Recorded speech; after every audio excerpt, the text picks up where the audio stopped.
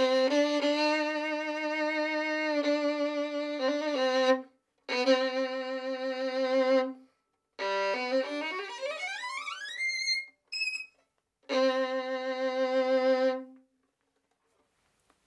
my name is Brennan Sweet. I am the Associate Concertmaster of the New Jersey Symphony Orchestra, and I play violin in the orchestra on the first stand of the first violins. I first joined the orchestra in 1994 at the age of 31, and I have been playing in this orchestra for over 25 years now. The years go by pretty fast. I am happy to be here to help you in any way I can with some tips and pointers about playing your violin. First of all, let's take a look at just the overall posture. Just to remind you how to hold the violin. The violin needs to be kind of wedged under the chin between the shoulders. See, I have here a shoulder rest that I have put in a good position so that it fits like this. And look, when I have it in right, I can take my hand away and the violin stays like this. This means I don't have to hold the violin up with my left hand. It just does this all by itself. If you can do this, you know you have just the right position. I have a little bit of pressure, but it's just kind of tucked in under my chin and my shoulder.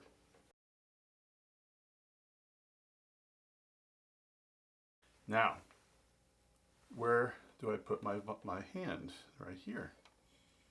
And I don't put my hand like this, I keep it like this. I always keep a nice space in my hand so that I can move my fingers all over the violin like this. In my right hand, here is my bow grip.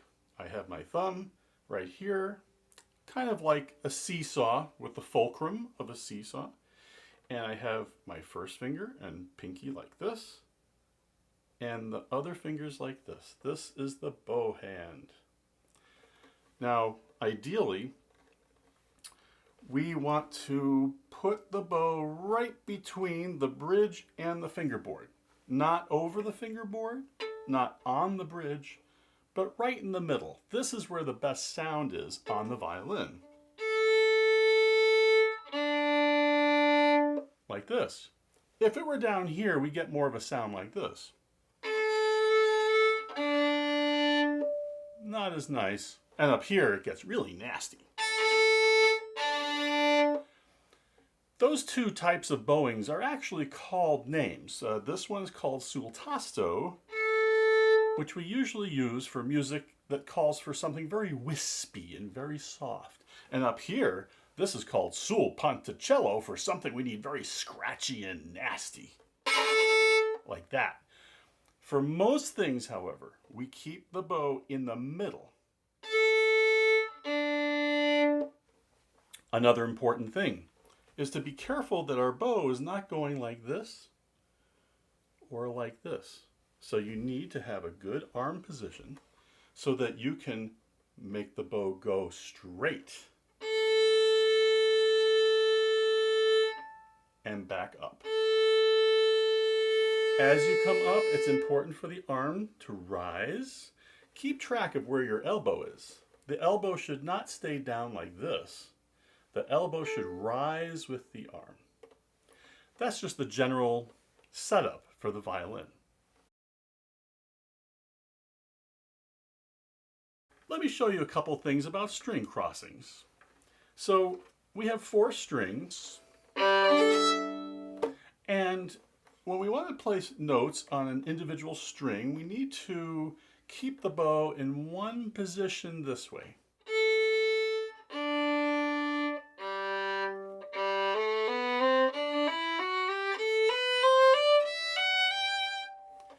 Now, when we have situations where we need to cross to another string, the best way, the easiest way to do it is to use my wrist. The more you use your wrist, the easier string crossing you get. It is possible to use the arm like this, But this is a little cumbersome and a little clunky. I like to call it my dolphin hand, like this. This is the kind of motion that we want in our bow arm. So I can do something like this.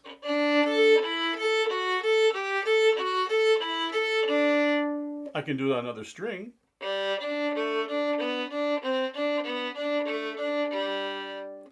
As I like to ask my students, what's moving?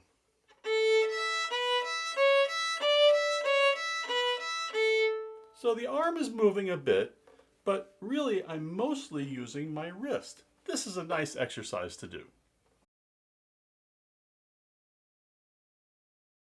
Speaking of exercises, let's talk about what do you do when you first take your violin out for the day? In many ways, we are like athletes of the little muscles.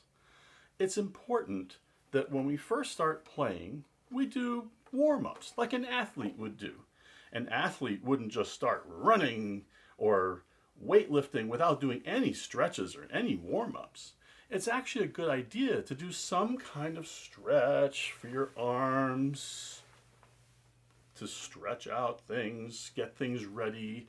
And then when we pick up the violin, check your posture.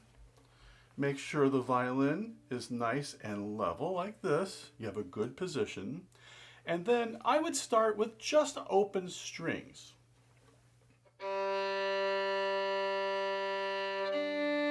Check how your bow is tracking. Make sure the bow is nice and straight.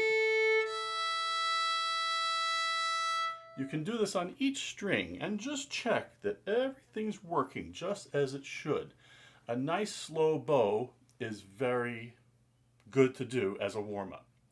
Next, we need to check that our fingers are going in the right places. How do we do that? We can play some simple scales.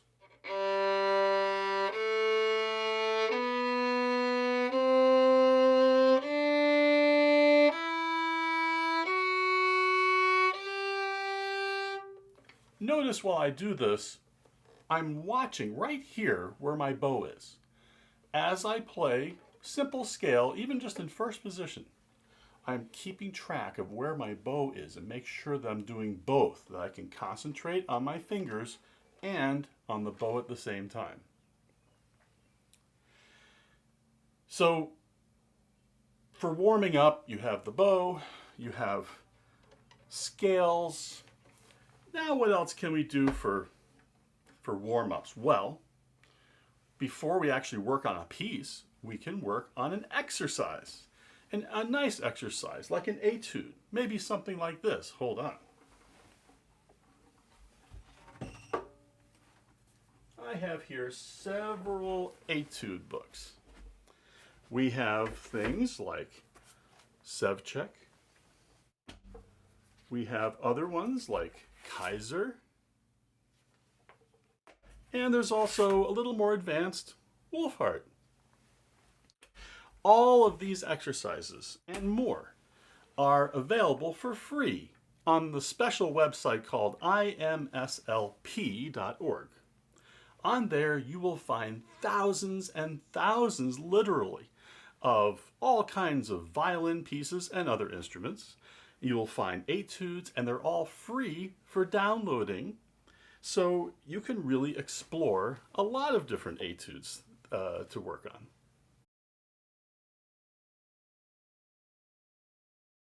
I kind of skipped by the part where you tune. I mean, your violin has to be in tune.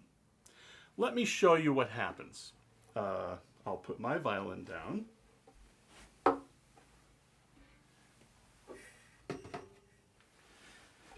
And I have here a school instrument for this purpose.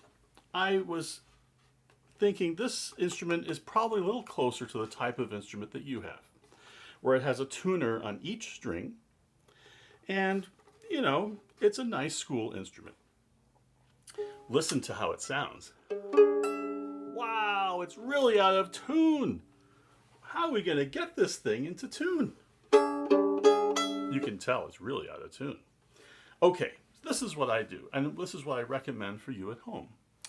First, you need a reference. You need a tuner.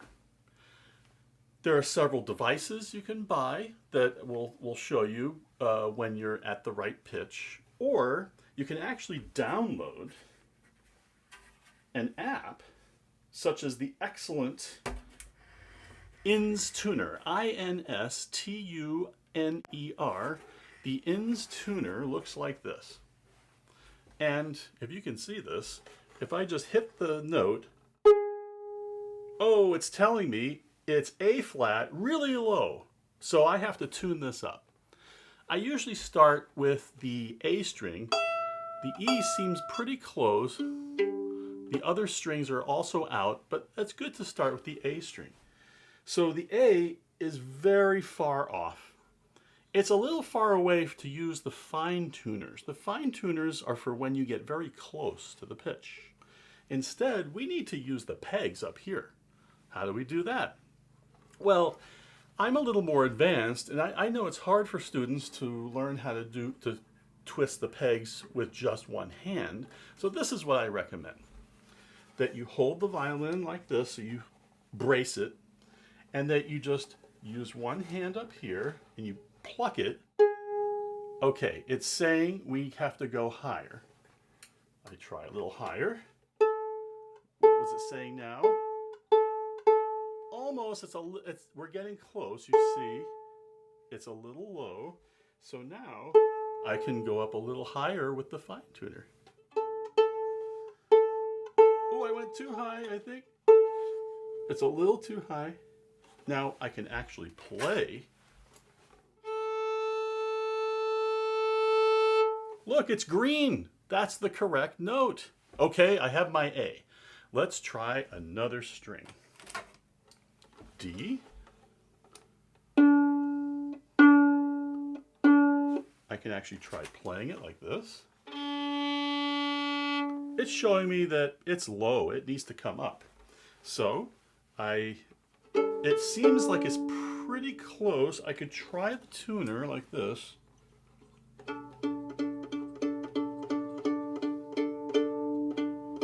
Oh, look. A little higher. Now it's saying it's a little too high. Still a little too high, but it's yellow, getting closer. Almost, one more. I want it to be green.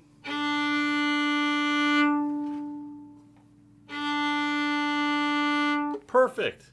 Ha! Notice while I'm tuning something important.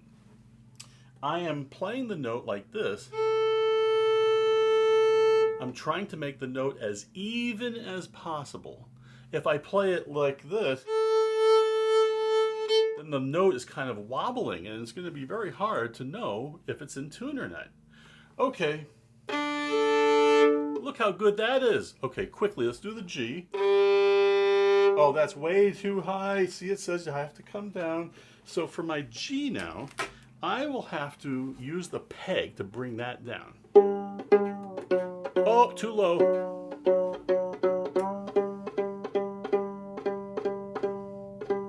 It's getting close. When you see that it's getting close, I can bring it down. Ooh, look, I think I got it.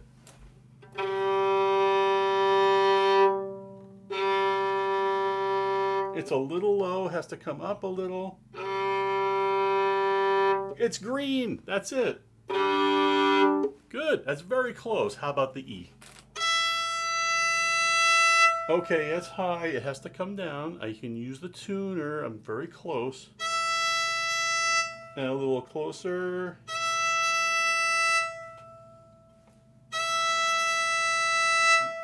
Very close. And it's green. And there you have it. Now you have your strings. And they're correct. This is very important to tune your violin correctly because when you're trying to learn where to put your fingers, where you put your fingers really depends on the tuning of the strings. If the strings are out of tune, then no matter what you do, you won't be able to find the notes so well. Let me show you another tool you can use. In addition to this, you need a metronome. A metronome is valuable. It's a measuring device, kind of like a ruler. Instead of measuring length, it measures beats. So I have a little metronome right here. I like this one. It's kind of cute and it's easy to use. But if you don't have one of these, there are free metronome apps you can get for your phone or your tablet. Here I have one called Pro Metronome. Look at this. And I can set it for whatever tempo I want, and you can do all kinds of things with many different beats. So this is also very important when you're working on a piece of music, to give yourself a nice regular beat to play with. I just wanted to also give you another tip, since we're talking about tuning and that kind of thing, and that is how to take care of your instrument. If you take good care of your instrument, it will bring you joy for many years, or as long as you have it with the orchestra at school. So what I use, it's very important to remove the buildup of rosin that happens here. Over time, we use rosin on our bows, and the rosin dust will get all over.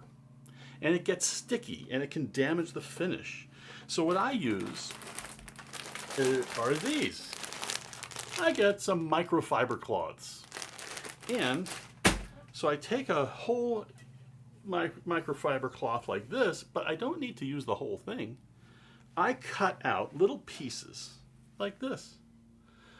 And I use these pieces, and these microfiber cloths are great. They just suck up all the rosin dust on your violin right here.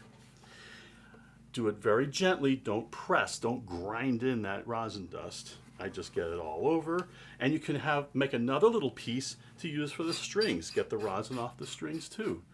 Now once this gets full of rosin, you can just throw it away and cut another little piece out. Or you could put it in the washing machine and wash it. So that's important when it comes to taking care of your violin. One other thing you need to watch out for, and that's the bridge. I've had a student already at home whose bridge fell down. And what you need to do is look, I'll show you here, make sure every day you check your bridge and make sure that it's straight up and down. If the bridge starts leaning one way or another, that's dangerous. It could just fall down. There's a lot of tension on these strings. So if that does happen, if you notice that the bridge is starting to lean one way or another, the way to fix it is you need to release a little tension on each string so it doesn't have full tension. Just kind of do one little click down on each so you still have some tension, just not full tension. And then you can brace the violin. I would put it down on like on a table or a couch, even better. And you should be able to wiggle it very carefully back into position. Once you release tension, that bridge should move pretty easily. Just be careful that the feet stay in the same place. So this is very important so that the bridge doesn't fall down, or break for that matter. Okay, so that's how you take care of your violin. Let's look at some general techniques for bowing. So one way of bowing is very smooth legato, like this.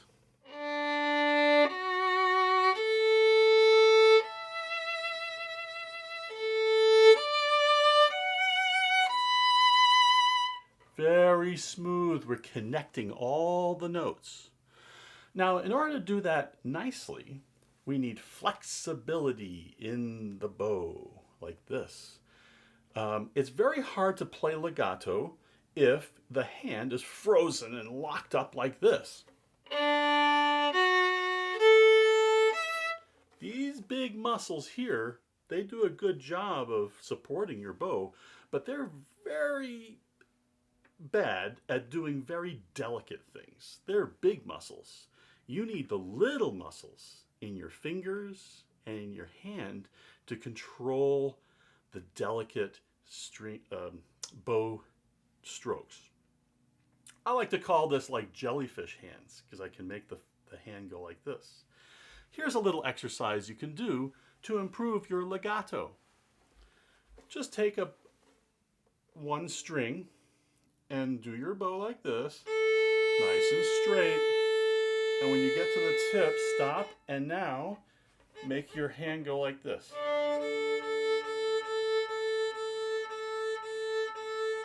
So I'm keeping my arm still, but I'm just wiggling the bow, just using my hand, wrist, and fingers. The whole idea is to just loosen up that hand so it's nice and flexible. Your hand's not used to moving like this, so take it step by step. Then you can go up. Notice as I come up in the bow, the elbow does not stay down like this, but the elbow rises like the rest of your arm, like this. When you get here, this is how it should look, a nice curve in your arm. And then at the frog, do the same thing. Keep your arm steady and just wiggle the hand and the fingers. Don't worry if your bow starts wobbling over here. I mean, if you can keep it straight, that's great. We're just trying to loosen up this hand so you can go like this. That's the legato. Okay, what's interesting, if we look at another bow stroke, the staccato,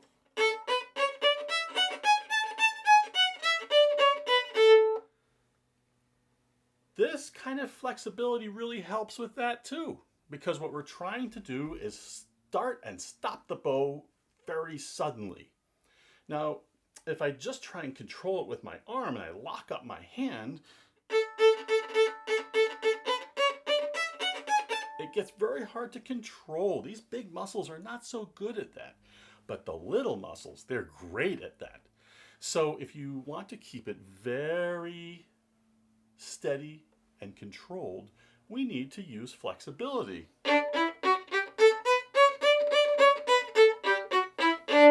The arm's not moving much at all. It's just my wrist and my hand. So this is something really important for you to develop. Let's look at one more bowing technique, which is spiccato. Spiccato is when we bounce the bow up and down on the string, like this.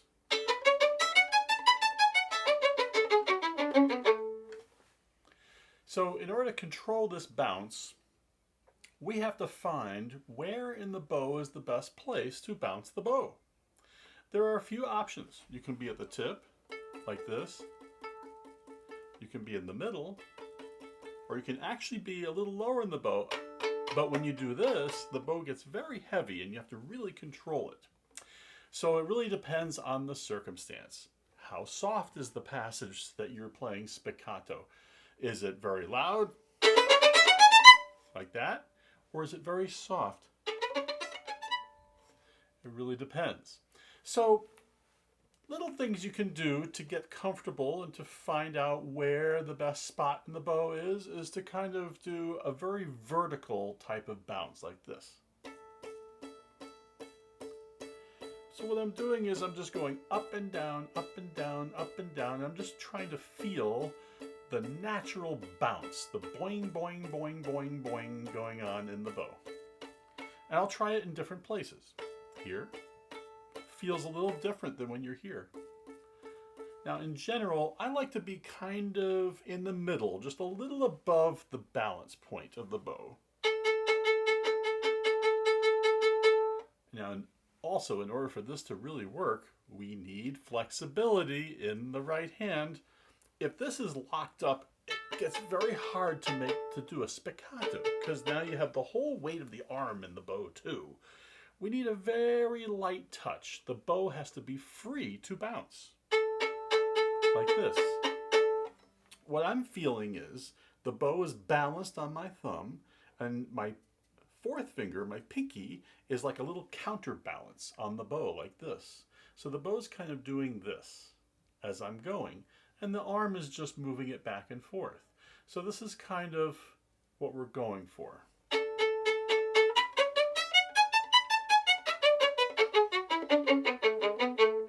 Like that. Let's look at the left hand for a moment.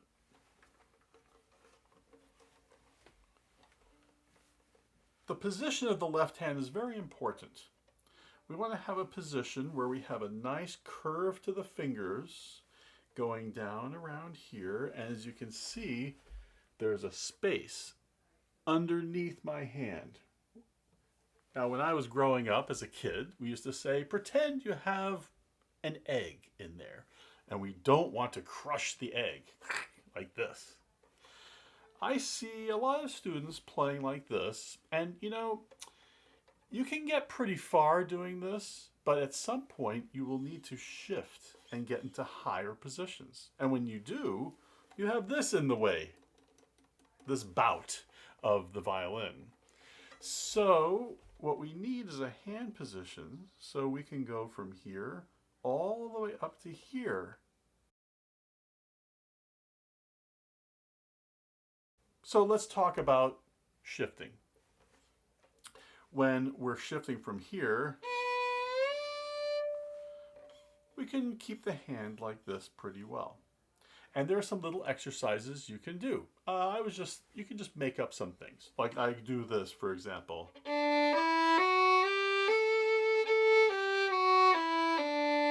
Now you can do up the third position.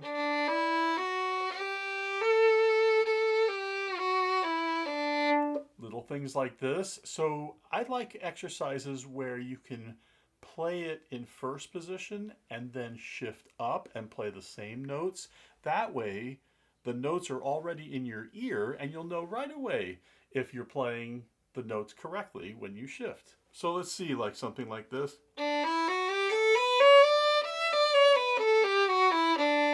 And then I shift up the third position.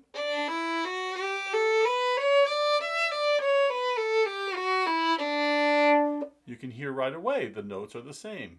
How about fourth position?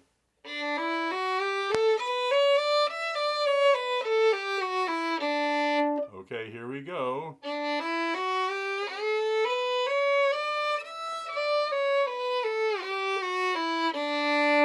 Interesting. Did you see what happened with my hand? As soon as I got up to fourth position, I'm running into this. What did my hand do? It goes around like this. Look at that hand position. This is what we need our left hand to do. And if you keep it like this, then you can start flying around all over the violin. So I encourage you to explore your violin if you have some time. And I used to do this when I was much younger. I would just say, well, I wonder how far up I can get on the violin.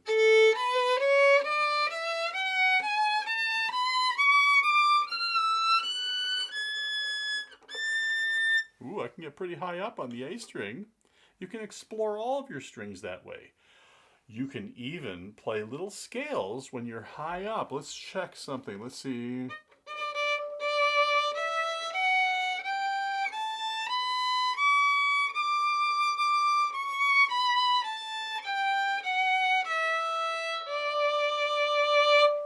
And you can check that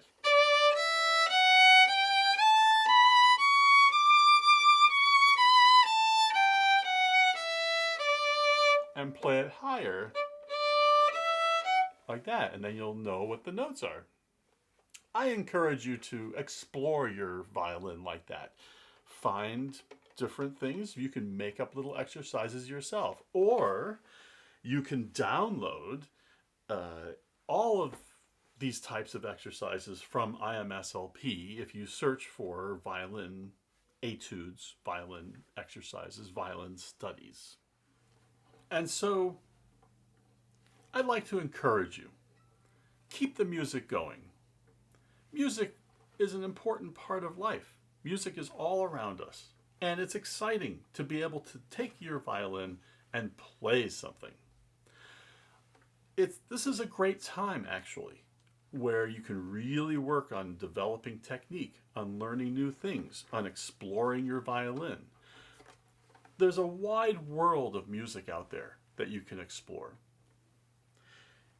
It's important at your level of development to play your violin every single day. Don't let a day go by without taking it out and playing something on it. What I'm looking forward to once this crisis is past, and someday it will be resolved, is just getting back together with people and making music. That's the most fun as a musician. But even in this current situation, I'm still able to make music with people. Now I leave you with a little project I put together for myself. It's Vivaldi's Concerto for 4 violins. So the challenge for me was, can I somehow play all those parts and put it all together in my computer? Here it is.